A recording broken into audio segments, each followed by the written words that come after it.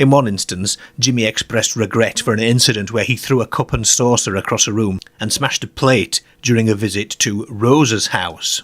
Rose Saunders was Alma Fielding's best friend and also the sister-in-law of George Saunders, the lodger living with the Fielding family.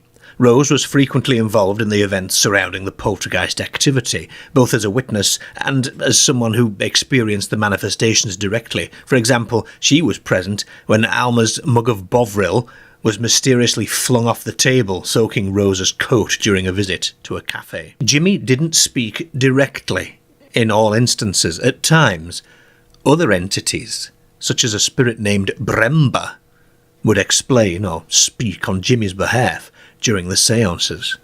The communication often involved table tilting, with messages being spelled out through knocking, and it was Bremba who often acted as a kind of intermediary, occasionally mentioning Jimmy's involvement in various phenomena. Bremba's role was not to cause mischief, but rather to explain or offer insights into what was happening, particularly when the activity attributed to Jimmy became violent, distressing, or destructive. Bremba would often communicate during seances, helping to convey messages from the poltergeist and occasionally apologising for his behaviour. According to a psychic medium that Alma visited, Bremba was described as a Persian artist who was trying to make contact with Alma from the spiritual realm. During the seances that took place later at the International Institute for Psychical Research, Bremba communicated through Alma while she was in a trance, speaking in a low voice and identifying himself. This guide seemed protective of Alma, warning the investigators about overworking her, stating that her body was too weak to continue with certain experiments, warning them against pushing Alma too hard, particularly in tests involving astral projection, warning that the strain could be dangerous to her health.